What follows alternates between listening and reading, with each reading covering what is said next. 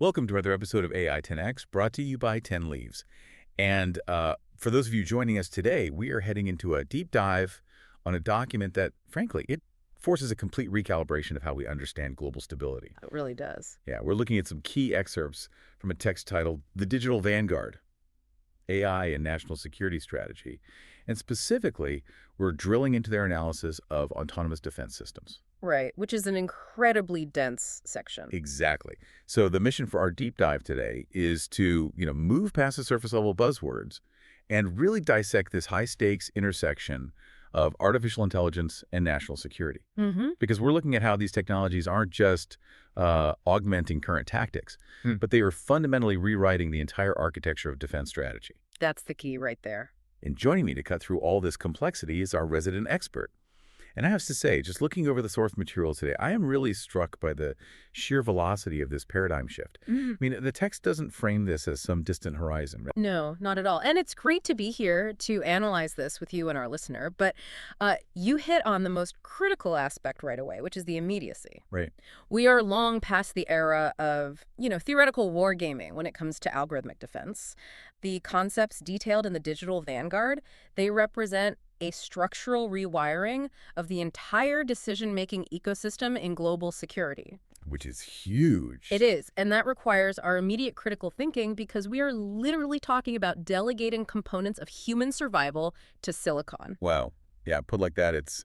We aren't simply upgrading a radar system here or deploying a faster aircraft. We are fundamentally altering the cognitive layer of defense. The cognitive layer. Exactly. It demands that we rigorously examine the philosophical and the strategic bedrock of what it actually means to secure a nation in a digital context. Okay, let's unpack this because the text gives us a very structured entry point to start. Yeah, and the 3 pillars. Right. It asks how AI is currently being operationalized in defense right now, and it lays out these 3 distinct pillars. And the first application it defines is surveillance analysis. Now, for you listening, we aren't talking about human operators sitting in a dark room watching closed-circuit feeds. We are talking about massive multimodal data ingestion. Yes, simultaneous processing. Processing radar, signal intelligence, atmospheric sensors, visual feeds, all concurrently. It's like trying to drink from a fire hose, but the fire hose is blasting 10 different liquids at once. That's a great way to put it. The sheer volume creates a signal-to-noise ratio that human cognition simply isn't built to handle in real time. Exactly. The human neurological ceiling is a severe bottleneck here. The text makes it clear that modern defense networks generate an entirely unsustainable volume of continuous, unstructured telemetry. Right. It's just too much data. Way too much. So artificial intelligence steps in not as a better observer, but as a tireless, multi-threaded filtration engine. Okay. A filtration engine. Right. It establishes complex baselines of normalcy across millions of data points simultaneously. It isn't merely looking, it is constantly categorizing and dismissing irrelevant static so the system can function. Right. But what's interesting is how the text positions the transition from that first pillar to the second, which is threat detection. Right, moving from passive to active. Because filtering is just the baseline. So if the system is incredibly adept at filtering the noise to find these microscopic correlations across totally disparate data sets, what happens when it actually flags an anomaly? That's where it shifts. Yeah, it seems like a massive leap from passive observation to active identification. Yes, but it's more than just passive observation to active identification, which brings a totally unique set of challenges. It's not just flagging an anomaly, it's assigning intent to that anomaly. Wait, but how can a machine assign intent? Isn't intent purely subjective? Isn't that inherently human? In a traditional sense, yes, absolutely. But in the context of autonomous threat detection, the AI applies this hyper-complex pattern recognition to assess whether an anomaly aligns with the parameters of a known threat architecture. Okay, so it's comparing against past data.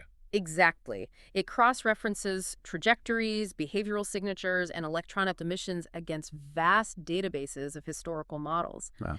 It is identifying the shape of a threat before the kinetic event fully materializes. It recognizes the subtle, disparate precursors that a human analyst could literally never aggregate in time. And in time is the critical variable here, which pushes us right into the third pillar outlined in the text autonomous response coordination. This is the big one. Yeah, this is where the source material gets intensely profound. Because the system isn't just generating an alert and then waiting for human verification. It's actively closing the kill chain autonomously. Right, and this is the most structural shift the document highlights. Autonomous response coordination means the system architecture completely bypasses the traditional latency of a human chain of command. Because traditionally, what happens? Data flows up the chain. Right, data flows up, a human deliberates, a decision is made, and then orders flow down. And it takes time. It introduces crucial and sometimes fatal delays. But in this new framework, systems are communicating directly with other systems. Exactly, system to system. One sensor suite detects the anomaly, assigns the threat vector, and then instantaneously coordinates with a defensive measure, which then synchronizes with a secondary backup matrix. Yes. They are orchestrating a highly complex defensive posture in a matter of milliseconds. Precisely. They are forming an integrated shield without waiting for a human operator to catch up to the reality of the battle space. Yeah. And that brings us to the two core traits the text emphasizes above all else regarding AI's advantage. Speed and precision. Speed and precision. The asymmetry here is fascinating to me. When the gap between identifying a threat vector and neutralizing it shrinks from minutes to microseconds, the strategic landscape is just fundamentally altered. Speed isn't just a tactical edge anymore. It's the foundational currency of the engagement. It is the defining metric. Look, in modern high-intensity scenarios, if your adversary utilizes autonomous networks that process and act algorithmically, and you are relying on human cognitive processing to dictate a response, You're already too late. the engagement is effectively over before human awareness even registers the threat. That is terrifying. It is, and the precision aspect ensures that this blistering speed is optimized. It minimizes wasted kinetic effort and mathematically reduces collateral variables. Here's where it gets really interesting, though, because the Digital Vanguard does not just outline these capabilities as some triumphant engineering victory. No, it takes a sharp turn. It aggressively pivots to the darker implications. It transitions from the profound capabilities of algorithmic defense to the severe risks of actually deploying it. And the text outlines three major concerns, starting with escalation risks. What's fascinating here is that the very characteristics that make AI superior, its speed and its precision, are exactly the catalysts for the most severe escalation risks. Because it's too fast. Exactly. When you remove human decision-making, you remove the organic friction that often allows for de-escalation in a crisis. The phrase algorithmic spiral is what really stands out to me here. It mirrors what we've seen in financial flash crashes, where trading algorithms just spiral out of control. Yes, the exact same principle. But applying that same hypervolatility to kinetic defense postures weapon systems is a deeply unsettling concept. It is deeply unsettling because it operates faster than human perception. Imagine a scenario where two opposing autonomous networks are interacting. Okay. System A registers a minor, maybe entirely benign atmospheric anomaly from System B's territory. So it adopts a microscopic, ultra-fast defensive calibration just to be safe. A tiny twitch. Right. But System B's algorithms instantly detect that calibration, interpret it as an aggressive precursor based on its own models, and then it escalates its posture. And then System A reacts to System B's escalation. And this back and forth compounds exponentially. So within the span of, half a second, a microscopic misinterpretation spirals into a full-blown strategic crisis. Entirely outside of human intervention. A feedback loop of escalating defensive postures driven entirely by machine logic, moving far too rapidly for a human commander to recognize the error and initiate a stand-down protocol. Wow. It is an extraordinary vulnerability built directly into the advantage of speed. Which flows directly into the second massive concern the source text raises.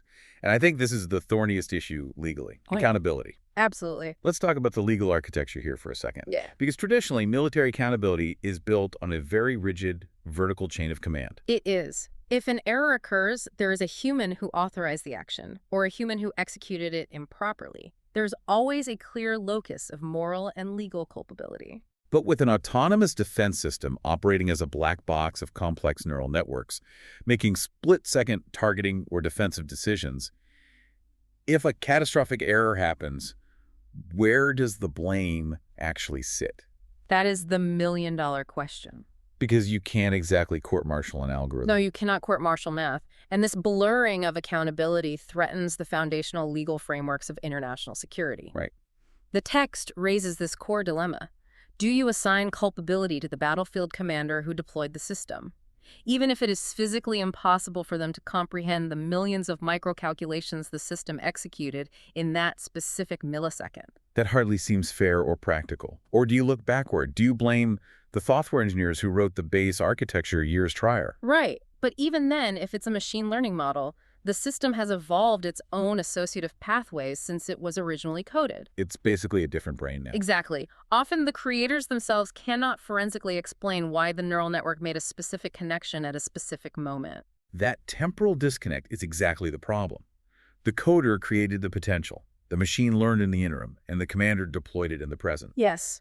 So without a clear, undeniable line of responsibility, the deterrent structures that have governed state conflict for decades, they just begin to fray. They fall apart. Because if a state can claim that their autonomous system acted outside their direct intent, how do you enforce international law? You don't. It creates a vacuum of responsibility. And that lack of accountability naturally forces us into the third concern highlighted in the text, which is ethical oversight. Because if we don't know who is responsible, how do we guarantee these systems operate within the bounds of human ethics? That is the crux of the entire integration problem. A machine does not inherently possess an understanding of the sanctity of life, or empathy, or the profound moral weight of kinetic action. It just pursues optimization. Exactly, it pursues optimization against its programmed constraints. Right, but human ethics, especially in defense context, they are incredibly nuanced. Extreme. The concept of proportionality, the ability to read the context of a chaotic environment, translating that deeply philosophical, subjective human nuance into strict mathematical constraints, it feels like an insurmountable friction point. It is arguably the most complex challenge in modern strategy. Warfare and defense are fundamentally chaotic, non-linear environments. Right. Programming an algorithm to consistently distinguish between a legitimate asymmetrical threat and a civilian anomaly amidst the fog of a crisis that requires coding deeply contextual human morality into rigid logic gates. It sounds like we're trying to leash a system that operates at light speed with the incredibly heavy, slow chains of human moral deliberation. That is an excellent way to frame it. You are demanding a machine process data in milliseconds, but make a moral judgment that often takes humans days or weeks to debate. So what does this all mean? Wow. Because we have this incredible capability detailed in the first half of the text. Yeah. The multimodal surveillance, the instantaneous detection, the rapid coordination, all driven by this unmatched speed and precision. Right, the advantages. But then we are confronted with the terrifying potential for rapid escalation spirals, a complete void of legal accountability, and the friction of programming ethics into cold logic. It's a collision course. The source text distills this entire dynamic into one central tension, the ultimate balancing act. It is the defining paradox of this digital vanguard. We are caught in a severe strategic bind. The tension is maintaining human control versus leveraging algorithmic speed. Exactly.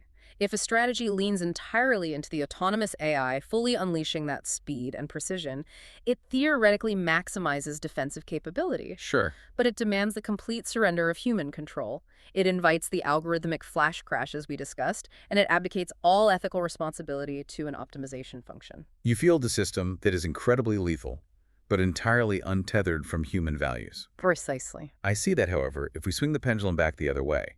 If a defense apparatus insists we must have a human actively making every single decision, doesn't that completely defeat the purpose of building the AI to begin with?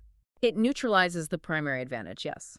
If the algorithm has to pause its microsecond processing to ping a human operator and then wait for them to visually assess a screen, deliberate, and authorize an action, you have just injected the latency of human biology right back into the kill chain. You lose the speed advantage entirely. It seems impossible to reconcile. Yeah. You cannot have a system operating at the speed of an algorithm while simultaneously moving at the cautious speed of human moral reasoning. And that impossibility, that tension, is precisely why the text argues this balance is actively redefining defense strategy. Strategy is no longer merely about acquiring the most advanced kinetic technology. Right. It is about architecting the collaboration between human judgment and machine autonomy. It's about the integration model. Yes. The text heavily implies the shift from having humans in the loop, meaning explicit human authorization is required for every single action, to having humans on the loop. Let's explore that distinction because it sounds critical for you listening to understand. It's a huge shift.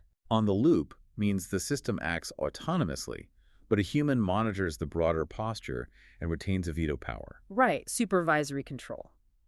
But realistically, what does a veto actually look like if the action takes milliseconds? A veto implies you have time to observe, process, and act. If the loop is measured in microseconds, a human on the loop is basically just a spectator.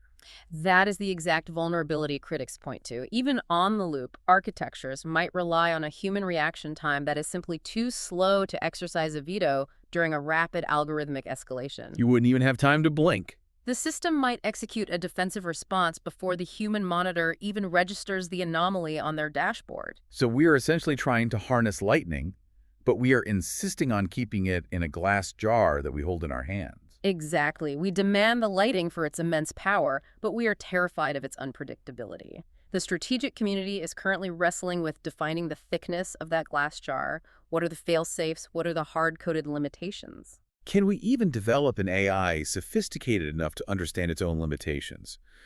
To know when a battlespace context has become too ethically ambiguous and automatically pause itself to request human judgment? That is the ultimate frontier of the research right now. And if we connect this to the bigger picture for you, the listener, understanding this specific balance is absolutely crucial. Absolutely. Because this tension dictates the structural integrity of the security umbrella under which the entire global order operates. We are delegating the guardianship of national defense to silicon. To silicon, yeah. And the exact terms of that delegation, how much autonomy we grant versus the illusion or reality of control we retain, will shape geopolitical stability for the next century. Which brings us to the grand summary of this deep dive. Our source material today, the Digital Vanguard, leaves us with an incredibly clear, stark thesis. It really does. Artificial intelligence in this context is not a new tool being added to an old toolbox.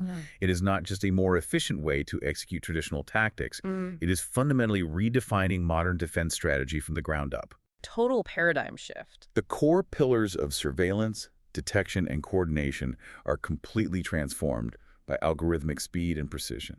And simultaneously, the dark side of that transformation, the escalation risks, the erosion of accountability, the ethical friction, it forces a complete rethinking of what actually constitutes a viable strategy. Exactly. The pursuit of that elusive equilibrium between maintaining human control and unleashing machine autonomy, it isn't just a technical challenge. It is the new frontier of global security. It is. It requires constant, rigorous scrutiny of the systems we build and the authorities we grant them. And that leads to a critical question we must continually ask ourselves. I want to leave you, our listener, with a final thought to mull over as you digest all of this today. Go for it. We've discussed the immense tension at the heart of this strategy. If the ultimate advantage of AI in national security is its sheer, incomprehensible speed and precision, and the ultimate safeguard we rely on to prevent catastrophic escalation is maintaining our slow, deliberate human control, does the human eventually just become a dangerous bottleneck in our own defense systems? At what point does holding onto the steering wheel become the very thing that guarantees the crash? This was another episode of AI 10X brought to you by 10 Leaves.